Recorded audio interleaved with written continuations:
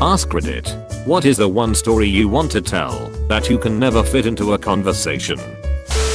I went to the Grand Canyon years ago with my parents. A couple of stops and we get out at a lookout where there is only us and this biker couple. She was sitting on the edge of the canyon with something in her hand and he was videotaping her. We had to walk past them to get to a trail that led into the canyon. It didn't take me and my dad long to see what the couple was doing, so we stopped and tried to give them space, but my mom kept walking. The woman dumped something into the canyon, and at the same time a wind blew out of the canyon and at my mom. The biker couple watched what they had dumped out fly into my mom's face. It turns out that it was the ashes of her brother and his last request was to have his ashes spread at the Grand Canyon. What followed is the most awkward 10 minutes of my life as they talked to my mom about the departed. At the end of the conversation the lady says, "Don't feel bad about it, he loved to meet new people." My mom responds, "Well, it was nice to meet you, and your brother as well." I think I've shared this on another sub before, but I made Alec Baldwin laugh. It was Halloween, and I was in New York City, and my office was near the West 4th Street station, which is on 6th Avenue, where they do the massive Halloween parade every year. I was trying to rush to the station before the parade started, so I could get home and avoid the craziness. I was heading down Bleecker and already there are tons of people dressed up on their way to the parade. As I'm speed walking down the street, I get into an awkward shuffle with someone heading the opposite direction. You know, where you both go the same direction at the same time, then try to go the other direction, but you basically just keep blocking each other by accident. I look up, and the person I'm doing this awkward shuffle dance with is Alec Baldwin. I normally don't think so quickly on my feet, and I realize I pretty much peaked in this moment, but I blurt out, "That's a great Alec Baldwin costume," and he laughed. One time me and my brother were being signed up by my parents to do a Rugrats Campbell soup commercial. My parents were both in chairs in front of this desk talking to a man, and I was sitting leaning against the wall by the door behind them. Then a hand comes through the door and clamps around my mouth and I get dragged out of the room. He's dragging me down the hall and I'm trying to kick and scream, but he's this 6'2" white guy with a long beard and I can't budge or make a noise past his hand. Then halfway down the hallway in the lobby the receptionist looks up at us and he lets me go. I run back to the room and sit on the floor between my parents' chairs. The guy comes in again and whispers something to the man my parents are talking to and leaves. It still makes me angry today because when I told them this story they didn't believe me. I was 5. I'm 27 now and now they believe me. It was so traumatizing I still remember it. This crazy hilarious coincidence that turned a kinda lame prank into a legendary one that I'll never forget. I hope someone else on Reddit can finally appreciate this story. Me and a friend in high school snuck around a third friend during lunch one day sneaking photos of him from different angles and then texting him creepy messages with the photo, like "I'm watching you, and I can smell you from here, and you're so cute I'm getting closer." Each time we'd send the message and run somewhere else and watch his reaction, trying to find his stalker. The last picture we took was from a window overlooking him sitting in a courtyard.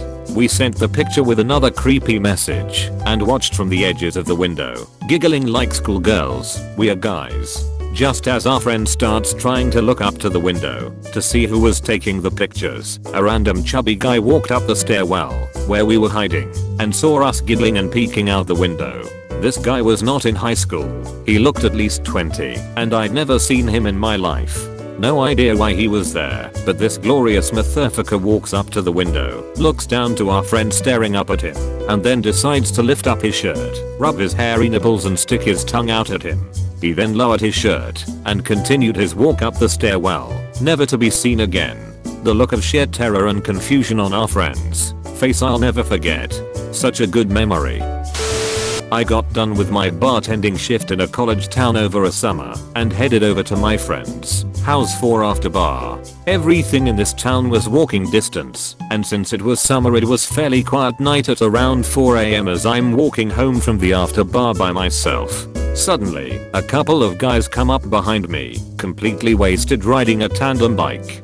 These guys were barely keeping this thing on the street when a car drove by, slowed down, and a girl from the back window of the car leans out and flashes her tits at them. They guys crashed their tandem bike into a curb in a fantastically comical way, and the car sped off. I miss small college town life. I've been drunk on a tandem pedal boat, never again.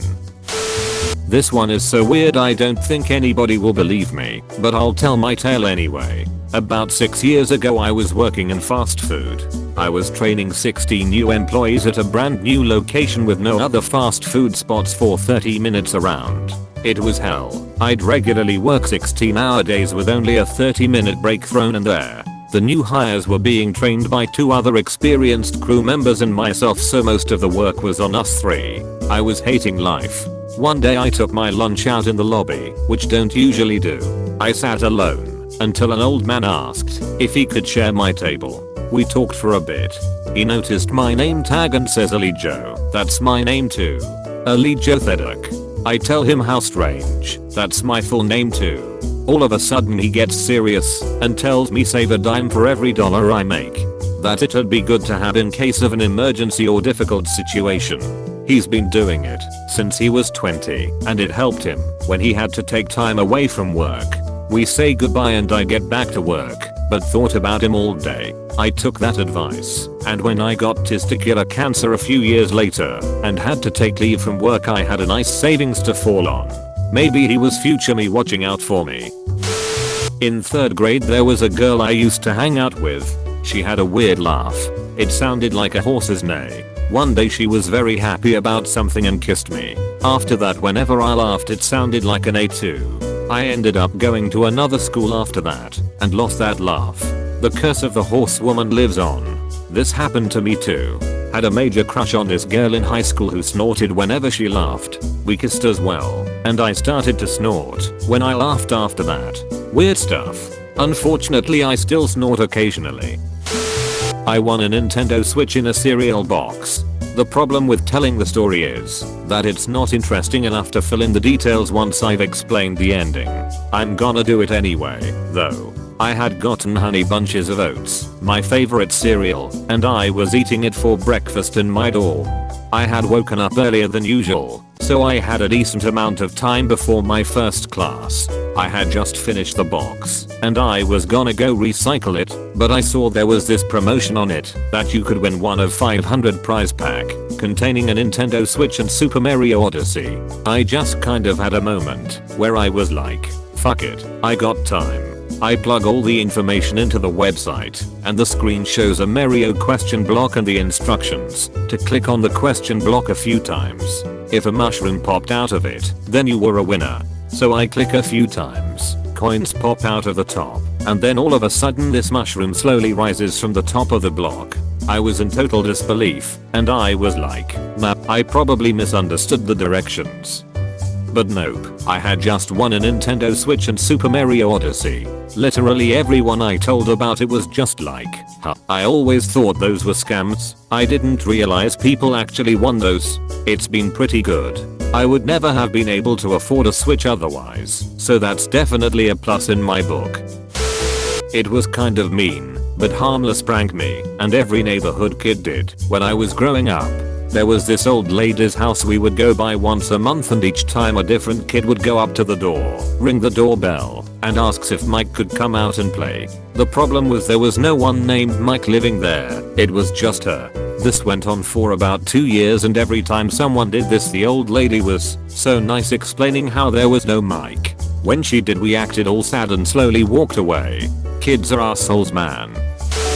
When I was a kid I had this awesome Supersonics hoodie. It was my favorite piece of clothing I owned, and I wore it all the time. One Halloween, we were lighting off some fireworks. One kid shot a Roman candle at a light post, and it bounced off, came right back down, and landed in my hoodie pocket. Burnt a hole right down through the whole thing. I looked for a new one, but at that point the Sonics were gone. For those that don't know, Sonics were a Seattle NBA team that the Deutsche Bank Howard Schultz sold to out-of-towners for no reason. Fast forward many years, and I'm walking through a shopping outlet and see my old hoodie. I buy it on the spot, of course. It felt like Being reunited with an old friend. A little while later I'm out for a jog in the hoodie, and while running on a path a protruded tree branch sticking out catches my hoodie pocket and rips it straight through. Same exact pocket and even on the same exact side. I just don't even know. Went back to the outlet and of course the shop has shut down permanently. I got my sister to sew it up, but it doesn't have the same clean look it used to.